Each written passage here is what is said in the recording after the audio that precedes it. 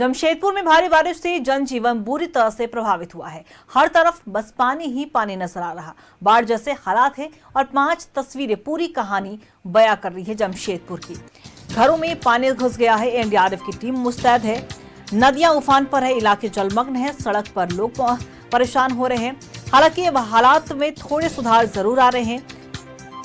नदियों का जलस्तर थोड़ा कम हुआ है, कुछ इलाकों से पानी भी निकाला गया है। दूसरी तरफ अगर हम राहत बचाव कार्य की बात करें तो एनडीआरएफ की टीम उतरी हुई है, लगातार लोगों का रेस्क्यू कर रही है। अभी तक 5 से 6 लोगों का रेस्क्यू भी कर लिया गया है और जगह जगह अस्थायी शेल्टर और राहत शिविर भी लगाए गए हैं प्रशासन की ओर से, ताकि लोगों की किसी भी तरह की परेशानी झेलनी ना पड़े।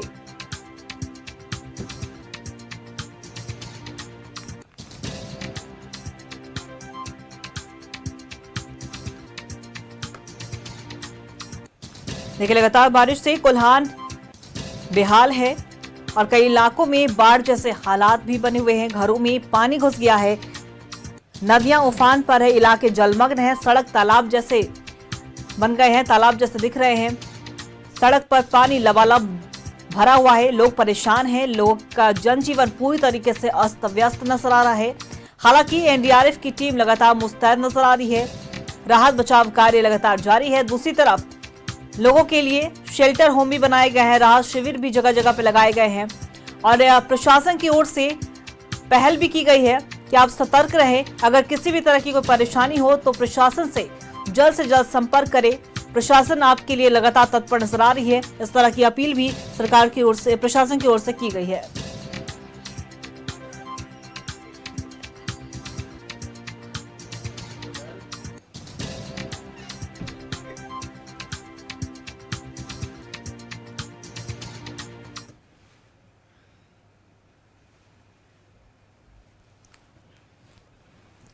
देखिए, बाढ़ जैसे हालात जमशेदपुर में देखने को मिल रहे हैं। पूरा कोल्हान परेशान नजर आ रहा है, जनजीवन पूरी तरीके से अस्त व्यस्त है।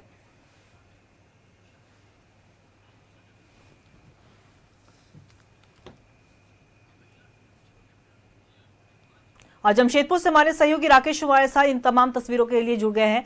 और राकेश, देखिए, लगातार बारिश हो रही है और बारिश से एक तरफ जनजीवन पूरी तरीके से अस्त व्यस्त है, कोल्हान के लोग पूरी तरीके से परेशान नजर आ रहे हैं। हालांकि जिस तरीके की खबरें निकलकर सामने आ रही है कि एनडीआरएफ की टीम मुस्तैद है, लगातार वहां पे राहत बचाव का कार्य भी किया जा रहा है। फिलहाल अभी क्या कुछ वहां के हालात?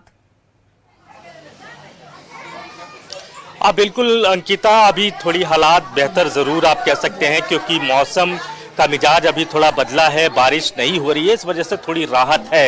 ये देखिए, ये मैं पोटका विधानसभा क्षेत्र में मौजूद हूं और ये पोटका विधानसभा क्षेत्र का इलाका है और बाढ़ के बाद जो प्रभावित इलाके हैं उसमें न्यूज़ 11 की टीम पहुंची है और ये वहां की तस्वीर मैं आपको दिखा रहा हूं कि बाढ़ के बाद की तस्वीर क्या है, किस तरीके से लोग जो हैं वो पानी के लिए, जो पीने का पानी है उसके लिए किस तरीके से लाइन लगाकर खड़े हैं। टैंकर की गाड़ी आई है और नगर निगम के तरफ से और इनको पानी जो है, पीने का पानी वो मुहैया कराया जा रहा है। तो ये तस्वीर बागबेड़ा की है जो कि पोटका विधानसभा क्षेत्र में पड़ता है। ये पूरा जो इलाका आप देख होंगे, कैमरे हमारे साथ हमारे सहयोगी सुशील है, सुशील से चाहेंगे कि जरा कैमरे से पूरा तस्वीर दिखाए इस इलाके का। थोड़ा निचला इलाका है, लिहाजा बारिश जब होती है, खासतौर पर अगर हम कल की बात करें अंकिता, तो पूरा ये इलाका जो था वो पूरी तरीके से जलमग्न हो चुका था। घरों में पानी घुस गए थे, दीवारों तक पानी आ चुका था, यहाँ तक कि जो 1 फ्लोर के घर थे वो भी लगभग जलमग्न हो चुके थे। ऐसी स्थिति यहाँ थी। हालांकि आज थोड़ी राहत है क्योंकि बारिश नहीं हो रही है। बाकायदा एनडीआरएफ की टीम यहाँ पहुंची थी, एनडीआरएफ की टीम ने लोगों को रेस्क्यू किया और जो शेल्टर बनाए गए हैं इनको सुरक्षित स्थान पर ले जाने के लिए उन जगह पर इनको पहुंचाया गया। हालांकि आज जब स्थिति थोड़ी सामान्य हो गई, बारिश का पानी जब निकल गया तो लोग अपने घरों में वापस लौट आए हैं। लेकिन जब बारिश तेज होती है तो ये पूरा जो इलाका है पूरी तरीके से जलमग्न हो जाता है, पूरी तरीके से भर जाता है और जिला प्रशासन की नजर खासतौर पर इन इलाकों पर रहती है कि किसी तरह की कोई कैजुअलिटी ना हो, लोगों को सुरक्षित घरों से निकालकर जो शेल्टर बनाए गए हैं वहां कम से कम उनको पहुंचा दिया जाए। तो ये तस्वीर हम लगातार न्यूज़ 11 के दर्शकों को दिखा रहे हैं कि बाढ़ के बाद की क्या तस्वीर होती है, किस तरीके से पानी और खाने को लेकर लोगों की जद्दोजहद जो है वो देखने को मिलती है। अब चूंकि बारिश का पानी निकल चुका है तो लोगों के सामने एक जो दूसरा बड़ा खतरा है, गंदगी को लेकर खतरा है, महामारी को लेकर खतरा है, तो इससे भी लोगों को जूझना पड़ेगा। हालांकि प्रशासन की अपनी तैयारी जरूर मुकम्मल बताई जा रही है, लेकिन वो तैयारी बहुत हद तक काफी नहीं होती है इन सब इलाकों में। तो वो एक बड़ी समस्या हो जाती है। बाढ़ के बाद की जब स्थिति होती है तो बहुत जगह गंदगी फैल जाता है, जल जमाव के कारण महामारी जैसी स्थितियां हो जाती है, तो वो एक खतरा है। तो देखिए किस तरीके से लोग जो है वो फिलहाल घरों में अपने रोजमर्रा की जरूरत के लिए पानी ले जा रहे हैं, क्योंकि इनको पता है कि जो टैंकर अभी आया है नगर परिषद जुगसुलाई के तरफ से, शायद जब बारिश हो जाए तो ये टैंकर भी ना आए, तो उस लिहाज से लोग जो है वो मैक्सिमम पानी जो है वो अपने घरों के लिए रख लेना चाहते हैं, एब्जॉर्ब कर लेना चाहते हैं, क्योंकि आने वाले दिनों में अगर बारिश हुई, क्योंकि बारिश लगातार हो रही है और बारिश की वजह से बहुत तरह की दिक्कतें परेशानियां लोगों को हो रही है, तो लोग अपने घरों में टैंकर आया हुआ है उससे पानी जो है वो एब्जॉर्ब कर रहे हैं। बड़े बड़े आप लोग क्या टैंकर रेगुलर नहीं आ रहा है बारिश? नहीं क्या स्थिति होती है? नहीं, अभी खाली है बस। हाँ, उसके बाद नहीं आता। कल जब बारिश हुई थी तो क्या स्थिति थी यहाँ की? पूरा पानी आया उसे, पूरा। आप लोग कहाँ गए फिर? हम ऐसी रोड पर थे, क्या करेंगे। हाँ, आप लोग को रेस्क्यू करके ले जाया गया ना? हाँ, ले गया था, एक दो आदमी को ले गया था। देखिए कुछ और स्थानीय लोग हैं, उनसे भी जरा समझते हैं। भाई जी, क्या स्थिति रहती है बारिश के वक्त में? कल जब तेज बारिश थी तो ये पूरा इलाका सुनने में आ रहा है कि पूरी तरीके से डूब चुका था। एक तरीके से इलाका पूरा तरीके से डूब गया था भैया। हम लोग को बहुत परेशानी होती है बाढ़ आने से। सरकार से कोई मदद नहीं मिलता है। मुखिया आता है, थोड़ा देख के चल जाता है। मुखिया का द्वारा अभी खाना बांटा गया है और पानी बांटा गया है। तो आप लोग को रेस्क्यू करके कहीं सुरक्षित जगह ले जाया जाएगा? नहीं, अपने अपने घरों में सब छत ऊपर चले जाते हैं, जिसका नहीं है तो मैदान में चल जाते हैं। ये वजह से होता है। चलिए देखिए, हमारे साथ स्थानीय हमारे जो यहाँ के रिप्रेजेंटेटिव हैं, प्रवीण है, जो यहाँ से रिपोर्टिंग करते हैं। प्रवीण से जरा समझते हैं। प्रवीण, क्या स्थिति रहती है जब तेज बारिश होता है, नदियों का उफान पूरी तरीके से अपने सवाब पर होता है, फाटकें खोल दी जाती है, तो ये पूरा इलाका क्या पूरी तरीके से जलमग्न हो जाता है? कल जब यहाँ पहुंचे थे रिपोर्टिंग के लिए, क्या वस्तु स्थिति रही थी उस वक्त? देखिए, जो ये पूरा क्षेत्र है 20 से 25 हजार की आबादी है और ये पोटका विधानसभा क्षेत्र के बागबेड़ा क्षेत्र निचला इलाका है। ये तमाम जितने भी आसपास के जो बस्ती हैं वो पूरी तरह से जलमग्न हो गए थे। जिस जगह पे अभी हम लोग खड़े हैं यहाँ 8-10 फीट पानी था, लेकिन अगर हम थोड़ा नीचे चले जाते हैं तो पूरी तरह से वो लबालब भर्ती था। लोग जो है अपने अपने छतों पर थे। तो एनडीआरएफ यहाँ के स्थानीय जो पंचायत प्रतिनिधि हैं उन्होंने आग्रह किया उपायुक्त महोदय से, तो उसके बाद एनडीआरएफ की टीम आई और सभी को रेस्क्यू करके सुरक्षित शेल्टर होम जो है यहाँ बागबेड़ा थाना क्षेत्र के निकट शेल्टर होम पहुंचाया गया। शेल्टर होम पहुंचाने के बाद रात भर लोग वहीं रहे थे। देखिए, सबसे बड़ी बात हो जाती है राकेश, क्योंकि माइकिंग के जरिए इनको पूर्व में सूचना दे दी जाती है कि अब यहाँ खाली कर दीजिए, आप खाली कर। लेकिन इस बार ऐसा हुआ कि 13 फाटक जो अचानक खोल दिए गए रात में, जिसकी वजह से पानी जो है अचानक से रात के समय बढ़ गई, जिसकी वजह से लोगों को जाने का, बचाव का कोई मौका नहीं मिल पाया। अगर हम इससे सटे इलाके जुगसलाई की अगर हम बात करें तो जुगसलाई क्षेत्र का भी जो पूरा निचला इलाका है वो पूरी तरह से जलमग्न हो गया था। ये एक ऐसा जमशेदपुर का क्षेत्र है जहां बाढ़ आने के बाद लगभग 50,000 की आबादी यानी 500 से 600 घर जो है वो पूरी तरह से प्रभावित हो जाते हैं और पूरी तरह से ये परेशानी में पड़ जाते हैं और इन्हें मालूम है। तो इनको क्या फिर रेस्क्यू करके ले जाया गया कैसे, या घरों निचले इलाके के जितने घर हैं जहां हम खड़े हैं, अगर हम यहाँ से 300 मीटर आगे चले जाते हैं तो निचले इलाके के जितने घर हैं वो पूरी तरह से डूब चुके थे। एनडीआरएफ की टीम आई और इस छतों से जितने महिलाएं हैं, बच्चे हैं, बुजुर्ग हैं, उनको रेस्क्यू कर दिया गया, उन्हें बाहर निकाल दिया गया, क्योंकि विपरीत ऐसी परिस्थिति हो गई थी। अगर रेस्क्यू नहीं किया जाता तो कोई भी विपरीत घटना जो है वो घट सकती, कैजुअलिटी हो सकती थी। कुछ और स्थानीय लोग हैं। बाबा, ये बताइए क्या स्थिति हो पाती है बाढ़ में? कैसे करते हैं आप लोग? यहाँ रहते हैं या निकल जाते हैं? अब निकलना ही पड़ता सर, क्या करें। कहाँ जाते हैं फिर भी तो जिला परिषद हम लोग के बहुत अच्छे हैं। जिला परिषद जो किशोर यादव भले इस बार हार गए हैं, लेकिन फिर भी बेचारा सेवा करते हैं। किशोर यादव अभी भी सेवा में हाजिर रहते हैं। जिला प्रशासन के लोग नहीं आते? नहीं, जिला प्रशासन जो कविता परमान है वो बेमतलब का जीत गया है। कबीरा परमान को हराने के मतलब है। चलिए, आप नेता वाला भाषण दे रहे हैं, छोड़ दीजिए। आओ इधर आइए, आप यही, अच्छा आप तो आप भी पत्रकार हैं।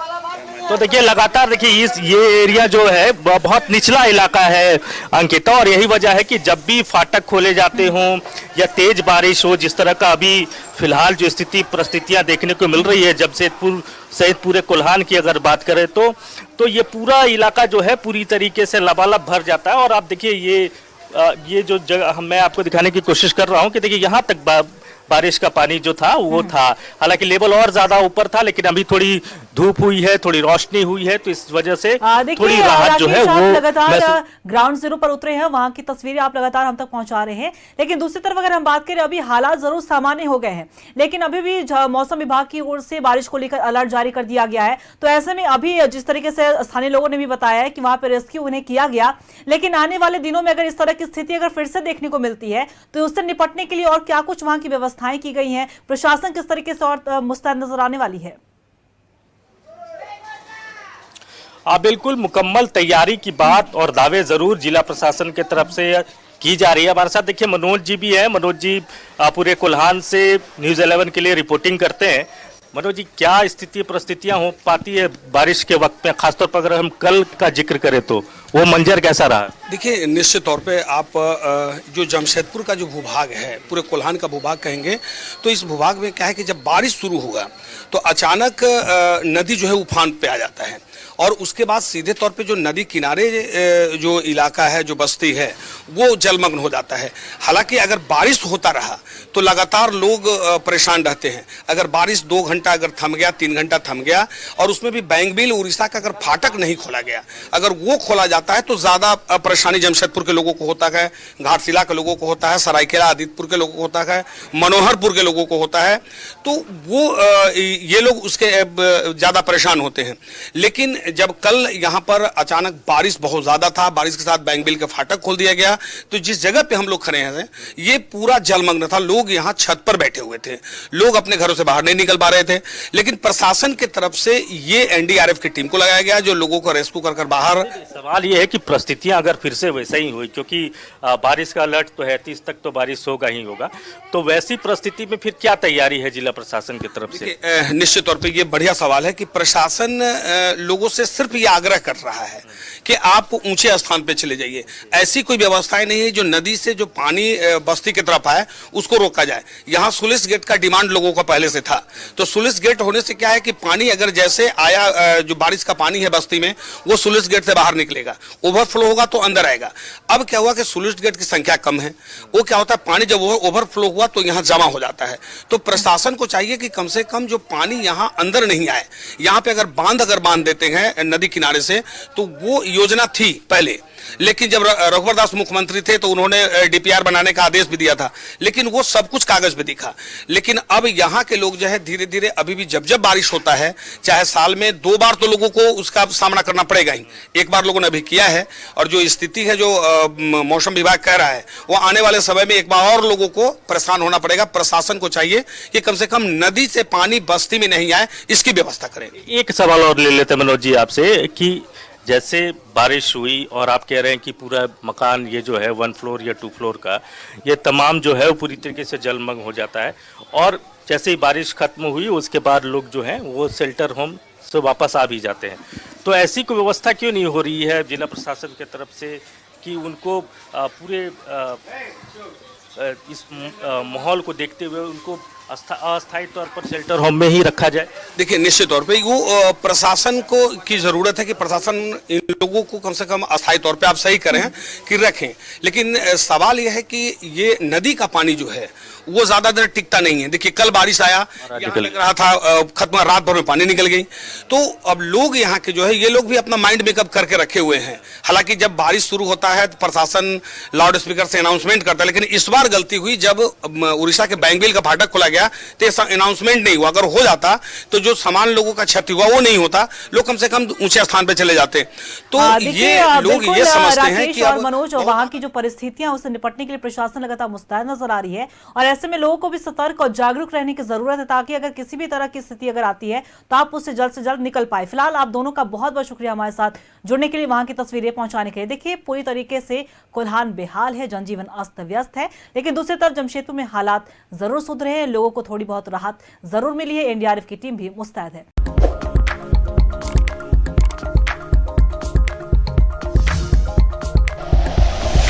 Like and share videos, subscribe करें हमारा चैनल और प्रेस करें बेल आइकॉन। न्यूज़ 11 भारत, सच है तो दिखेगा।